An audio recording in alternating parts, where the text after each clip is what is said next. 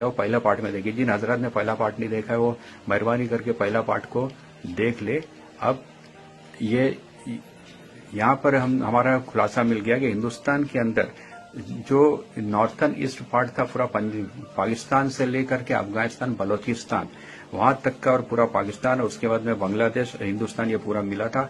अब हम अगर बात करते हैं तो ये बात हो गई सब आर्यन इन्वेजन की। आर्यन का इन्वेजन जो हुआ था वो नॉर्थ में हुआ था और साउथ के अंदर जो इन्वेजन हुए वो द्रविडियंस के नाम से साउथ को जाना जाता है। तो द्रविडियन कल्चर बोला जाता है जो हमारे पहले पार्ट में पूरा के पीरी तमिल वो तो पुराना संगम लिटरेचर जो है वो पीरी तमिल के अंदर मिलेगा आपको। तो उससे भी संगम लिटरेचर से भी पुरानी लैंग्वेजेस हुआ करती थी। अब अगर साउथ के द्रविडियन पार्ट की डेवलपमेंट की असल की बात करते हैं तो वहां उसे अब राजाओं ने तो यहाँ बढ़ावा दे दिए। यहाँ पे एक बात खुलासा करता चलूं कि ये जो जितने बता रहा हूं मैं, जितने इंडो पर्शियन कल्चर ले लो या मुगल ले लो या पर्शियन ले लो या इन्वेजन हमला और जितने भी राजा वगैरह होके गुजरे हैं उन लोगों ने सब यहाँ पे आए और असीलों का शौक किया और असीलों को बढ़ावा मिला। और यहाँ पे एक बात कहता चलूं कि जब इंडो पर्शियन लैंग्वेज शुरू हो गई थी यानी मिली जुली तहजीब शुरू हो गई थी कि पर्शियन के कुछ सीखने की बातें इंडिया वाले सीख रहे थे, इंडिया की कुछ सीखने की बातें पर्शियन सीख रहे थे और ये इंडो पर्शियन कल्चर कहलाता है। जहाँ पे मिली जुली तहजीब थी, मिला जुला कल्चर था, दोनों एक दूसरों के साथ में खुश रह करके लोगों को सीखते थे। इसी वक्त जो थे पर्शियन नाम का शुरुआत हो गई असीलों के अंदर। यानी हम जो कहते हैं कि असीलों के नाम जो याकूत, नूरा, जो भी कहते हैं हम, कप्तान, जो कुछ भी है वो आगे मैं कभी डिटेल में इसके बारे में जाऊंगा। तो ये जो नाम मिले यहाँ से इंडो पर्शियन तहजीब जो थी इसे कहते हैं अखेमेनियन पीरियड। अखेमेनियन पीरियड जो था वो जो था इंडो पर्शियन तहजीब का बहुत बड़ा पीरियड चला गया है। अब हम बात करते हैं द्रविडियन की। द्रविडियन वो तो साउथ के अंदर इसके बाद में राजा महाराजा तो थे, ये लोगों ने नस्लों को इतना बड़ा आगे बढ़ावा नहीं मिला, उनकी कंट्री तक के महदूद थी। लेकिन 14वीं सदी में वास्को डी गामा ये एक मल्लाह था और एक ताजिर था जो बाहर कंट्रीज की चीजें लाके हिंदुस्तान में बेचता था और हिंदुस्तान की चीजें ले जाकर के बाहर देता था। हिंदुस्तान जो सोने की चिड़िया कहा जाता था, हर चीज यहाँ पे मिलती थी और बाहर के जो मल्लाह आकर के यहाँ पे कुछ चीजें बेचते थे तो उनको अच्छी कीमतें मिलती थी, इसलिए सबका यहाँ पे था। तो पहली मर्तबा एक कमर्शियल लेवल के ऊपर असीलों की जो तिजारत हुई और काफी शहरों के अंदर असील पहुंचे, वो उसका सबसे बड़ा श्रेय जाता है वास्को डी गामा को। वास्को डी गामा जो था 14वीं सदी के अंदर आया और 14वीं सदी में आने के बाद में वास्को डी गामा लिखता है कि उसने हिंदुस्तान के अंदर दो तरह के असील देखे। एक असील देखे जो नॉर्थ के अंदर थे, जो ताजदार कहा, और दूसरा उसने कहा कि एक असील ऐसा देखा जो भट्ट ताज कहा उसने। भट्ट ताज, उसको इंग्लिश में पी कोम कहा है उसने। तो भट्ट ताज को जो उसने देखा वो साउथ के करीब देखा। साउथ के करीब की अगर हम बात करते हैं तो साउथ के करीब में श्रीलंका हिंदुस्तान में था। पहले श्रीलंका हिंदुस्तान में था, श्रीलंका के करीब में अगर हम और देखें तो जावा और सुमात्रा थे। जावा वही शहर है जहां से हमारे पास में आज जावा आया। अगर श्रीलंका की अगर बात करते हैं तो श्रीलंका के अंदर लाल सुर्ख पीले किस्म के परिंदे हुआ करते थे, पहले भट्ट परिंदे हुआ करते थे। और श्रीलंका के अंदर खास तौर से एक परिंदे की नस्ल हुआ करती थी जो शामू के मशाबहत में। आज जो शामू देखते हैं जो एक बिल्कुल खड़े रहते हैं, सीधा लंबी पीठ वाले, ऐसे परिंदे जो थे श्रीलंका के अंदर पहले मौजूद थे। आज भी अगर कदीम नस्लों की अगर कोई जानकार होगा श्रीलंका के अंदर जिसे मालूमात होगी, आज अगर किसी के पास में कदीम नस्लें चल रही होगी तो उसमें मशाबहत मिलेगी। बहुत ही हाइब्रिड हो चुकी है लेकिन मशाबहत ये समझ में आएगा कि शामू की मशाबहत में है। उसके बाद में जावा जो है, इंडिया में जावा जो आया यहीं से आया। जावा और सुमात्रा जो आइलैंड है, जजीरे है श्रीलंका के करीब में, तो वहां से जावा आया। और सुमात्रा से जो परिंदे आए थे वो ऊंचे हुआ करते थे। साउथ के अंदर मैंने हाल ही में कुछ परिंदे देखा हूं जो लड़ते नहीं है लेकिन इतने ऊंचे हैं कि उनका सर जो है वो 3.5 फीट तक 42 इंचेस तक जाता है। ये रेयर ब्रीड हो गई, साउथ में ढूंढने पे अब नहीं मिलेगी। ये लॉन्ग टेल अलग है और ये जो कह रहा हूँ ये अलग है। साउथ के अंदर एक नस्ल, ऊंची नस्ल मशहूर हुई थी, उसका नाम था खंबा। खंबा को असील में मिलाया गया और उसके बाद से फिर जो है बड़े साइज के असील मिलने लग गए। और तो ये जो थे सब जो थे सुमात्रा से आए थे। और जो जो चतकबरा रंग बिरंगी रंग जो मिला असीलों को, ये सब सुमात्रा की नस्लों से, वहां से, और जावा की नस्लों से हाइब्रिड होने से मिला। हिंदुस्तान में जो पहले नस्लें थी वो अलग कलर की थी। उसके ऊपर आगे कोई किसी टॉपिक में इंशाल्लाह ताला, अगर इस मेरे वीडियो को आप लाइक करते हो तो इंशाल्लाह ताला आगे मैं कोई एक इस कलर के ऊपर भी बनाऊंगा। और दूसरा एक चतकबरा रंग जो पाकिस्तान के अंदर हमको मिलता है वो पीजेंट से मिला है, तो इसके ऊपर भी, ये सब टॉपिक के ऊपर कभी मैं आगे इंशाल्लाह ताला वीडियोस बनाऊंगा। और इंशाल्लाह ताला अब ये समझ में आ गया कि नॉर्थ के अंदर ताजदार क्यों मशहूर है। और ताजदार इसीलिए मशहूर है कि वहां पे पहले से ही ताजदार थे, और आर्यन का और जितने भी इन्वेडर्स हुए सबका शौक ताजदार से था। और दूसरी अगर बात करते चलते चलते आखिरी में ये बात करता चलो, एक बात रहेगी कि भट्ट जो था साउथ में और ताजदार नॉर्थ में, इसीलिए साउथ वाले जो भट्ट को पसंद करते हैं, नॉर्थ वाले जो है ताजदार को पसंद करते हैं।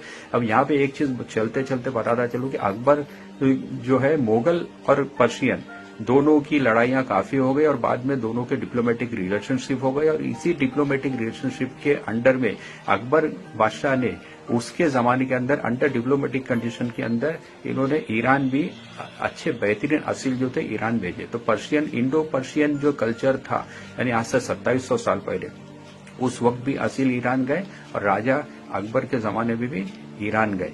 ईरान में जो असील गए वो आमतौर से जो कगर की नस्ल थी, हरे पैर हुआ करते थे, थोड़ी कच्ची जैसी नली होती है, हरे नली, और उनकी आंखों के गिर्द ब्लैक सर्कल होते हैं।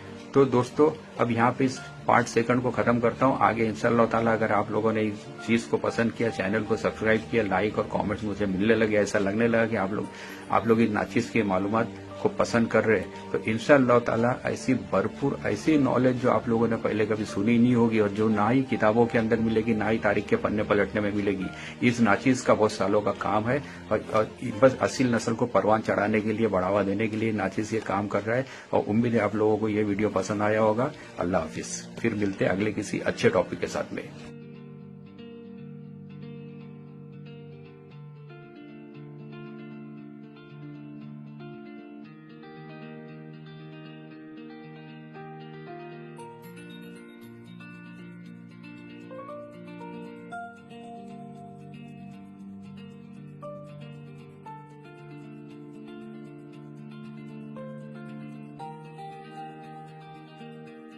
वालेकुम वरहमतुल्लाहि वबरकातुहू। हाय व्यूवर्स, कैसे हैं आप लोग।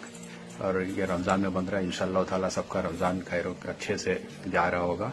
और आइए हम शुरू करते हैं असील पार्ट 2। इसके अंदर सबसे पहले हमारी बात आएगी कि इंडिया के अंदर बहुत से इन्वेजन्स हो चुके हैं। बाहर के बहुत से राजा महाराजा और बहुत सी कौमों ने इंडिया के ऊपर हमले किए और इंडिया के अंदर आकर के बस गए, और एक मिली जुली तहजीब बन गई। उसके अंदर 2 नाम सबसे बड़े आते हैं, एक आर्यन आता है, एक द्रविडियन आता है। द्रविड़ और आर्यन, आर्यन का ताल्लुक नॉर्थ से है और साउथ में द्रविडियन है। तो हम पहले सबसे ज्यादा इसमें बात करेंगे आर्यन की, क्योंकि आर्यन का इन्फ्लुएंस बहुत ज्यादा रहा है इंडिया के ऊपर। तो आर्यन के अंदर अगर बात करते हैं तो आर्यन का इन्वेजन जो है कम से कम आज से यानी कि 600 बीसी मिलता है। 600 बीसीई यानी कि आज 2000 है, 2000 से पहले 600 यानी 2600 साल पहले की बात करते हैं। उस वक्त की अगर बात करें, कल्चर को देखा जाए तो 2 बड़े शहरों का नाम आता है जो रामायण और महाभारत के अंदर मगधा और गंधारा का नाम जो आता है, मगध और गंधार।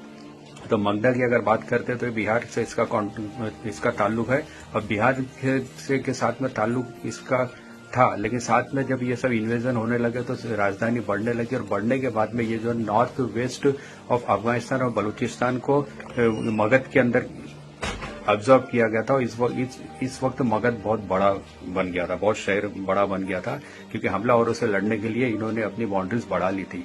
और ये जो मगध था, मगध के बाद में दूसरा जो एक और नाम आता है गंधार। गंधार जो था ये इन्वेजन होने लगा था पर्शियन का। पर्शियन का इन्वेजन भी आप हिस्ट्री में देखो तो 528 बीसी मिलता है, यानी आज से 2600 साल पहले का पर्शियन मिलता है। तो गंधारा जो है, गंधार का मतलब है आज का जो मॉडर्न पाकिस्तान है। मॉडर्न पाकिस्तान के अंदर जो मिलाया गया था वो ईस्टर्न अफगानिस्तान था, यानी वहां पे हमने जो मगध में देखा वहां वेस्टर्न अफगानिस्तान को और बलूचिस्तान को मिला गया था, और यहाँ पे गंधारा के अंदर ईस्टर्न अफगानिस्तान को मिला गया था, जो आज का मॉडर्न पाकिस्तान कहलाता है। तो मॉडर्न पाकिस्तान के अंदर जो पहले गंधारा जो था, गंधारा के अंदर 2 शहर बहुत बड़े थे, जो एक का नाम था तक्षशिला और एक का नाम था पुरुषोपुरम। तक्षशिला जो शहर है वो आज का ये कह सकते हैं कि पंजाब पाकिस्तान है, और पुरुषोपुरम जो था आज का वो पेशावर है। और इसके बाद में हम अगर बात करते हैं तो इधर कुछ बातें समझ में आ जाती है कि बहुत से लोग बोलते हैं कि अफगानिस्तान से असील आया, कोई कहता है कि पाकिस्तान में असील पहले थे या अफगानिस्तान में थे या बलूचिस्तान का नाम लेते हैं। मुझे हाल ही में किसी ने कमेंट किया था असील का ओरिजिन बलूचिस्तान से। तो ये सब जो थे पहले इसी के अंदर मिले हुए थे। हिंदुस्तान बहुत बड़ा था पहले, तो हिंदुस्तान बड़ा होने का मतलब ये आगे आगे और आएगा। तो अब बड़ा ये जो पार्ट हो गया यहाँ पे हमने कवर कर लिया यहाँ तक का। अब ये जो हो गया हमने नॉर्थ वेस्ट पार्ट को कवर किया, यानी इसके अंदर अफगानिस्तान आ गया, बलूचिस्तान आ गया, पाकिस्तान आ गया, मॉडर्न पाकिस्तान आ गया। और इधर अगर ईस्ट के अंदर आ जाते इंडिया के अंदर, बांग्ला जो था पहले इंडिया के अंदर था। अब ये आर्यंस का जो था, आर्यंस का इन्वेजन जो हो गया था उसी वक्त हुआ था जब पर्शियन का इन्वेजन हो रहा था। पर आर्यंस के ठीक इन्वेजन के बाद में ग्रीक का यानी सिकंदर आजम का इन्वेजन हुआ था। और आर्यंस का जो इन्वेजन हुआ था, आर्यंस के इन्वेजन के वक्त में पर्शियन की इंडो पर्शियन एक कल्चर बन पड़ा था। इंडो पर्शियन कल्चर का जो है बहुत बड़ा सबूत मिलता है कि उस वक्त तालीम को, एजुकेशन को बहुत जोर दिया जा रहा था। और इंडिया वाले और ये तकसीला मेन इसका गढ़ बन गया था। तकसीला मतलब पाकिस्तान का पार्ट, पंजाब जो पंजाब पाकिस्तान की बात किया हूं मैं, पेशावर की बात किया हूं। तो वहां पर जो था इंडो पर्शियन तहजीब जो थी, कल्चर जो था बहुत चढ़ निकला था, बढ़ चढ़ करके लोग उसमें ही, पर इतना आम हो गया था कि पुराने ऋग वेदास के अंदर देखोगे तो पर्शियन लैंग्वेज का मिली जुली कॉमन लैंग्वेजेस मिलेगी। और उसके बाद में फिर पूरे हिंदुस्तान के अंदर जो पर्शियन बोली जाती थी, हमारे बचपन तक के हम सुनते थे कि जो बूढ़े थे वो लोग, जो हमारे जो बुजुर्ग हुआ करते थे, वो उर्दू और फारसी बहुत आसानी से बोलते थे। यानी कि पंजाबी जो थे, पंजाबी भी प्योर फारसी बोलते थे उस वक्त में। मेरे बचपन के अंदर की बात कर रहा हूँ, जो बूढ़े थे वो, उसके बाद से तहजीब खत्म हो गई, यानी कि उस वक्त फारसी बोली जाती थी। और उसके बाद में ग्रीक का सिकंदर आजम का जमाना आया। उसके बाद में फिर हम देखे जाएंगे तो मुगल आए। मुगल जो है मंगोल से बोला जाता है, मंगोल जो है ईस्ट एशिया से बोला जाता है। ईस्ट एशिया का मतलब होता है ईस्ट एशिया और चाइना के बीच का पार्ट मंगोल होता है। तो ये पार्ट में भी मिलता है। उसके अंदर पर्शियन का ताल्लुक फिर ईरान से भी मिलता है। पर्शियन जो पर्शियन था वो आज का ईरानी थी। और उसके बाद में, यानी ये एक बात हमने ऊपर देख लिया। उसके बाद में अरब जो आए, अरब 8वीं सदी के आसपास में हिंदुस्तान के अंदर आया। उसके बाद में चंगेज खान जो आया वो 11वीं सदी के अंदर आया। जो ये सिर्फ असीलों से ताल्लुक जो कंट्रीज का आने वाला उसके बारे में बात कर रहा हूँ। अकबर बादशाह जो थे उनका 15वीं सदी से ताल्लुक है, टीपू सुल्तान का ताल्लुक 17वीं सदी से। तो यहाँ पे हमने बहुत कुछ खुलासे देख लिए कि किस तरह से हिंदुस्तान के अंदर, पहले पार्ट में हमने देख लिया कि असील की हिस्ट्री, हिंदुस्तान की मजहबी रिवायत के साथ में क्या है और मजहबी अहमियत क्या मिलती है असील को, और असील कहाँ से आया वो पहला पार्ट में देखिए। जिन हजरात ने पहला पार्ट नहीं देखा है वो मेहरबानी करके पहला पार्ट को देख ले। अब ये यहाँ पर हमारा खुलासा मिल गया कि हिंदुस्तान के अंदर जो नॉर्थन ईस्ट पार्ट था पूरा पाकिस्तान से लेकर के अफगानिस्तान, बलोचिस्तान वहां तक का, और पूरा पाकिस्तान, और उसके बाद में बांग्लादेश, हिंदुस्तान, ये पूरा मिला था। अब हम अगर बात करते हैं तो ये बात हो गई सब आर्यन इन्वेजन की। आर्यन का इन्वेजन जो हुआ था वो नॉर्थ में हुआ था, और साउथ के अंदर जो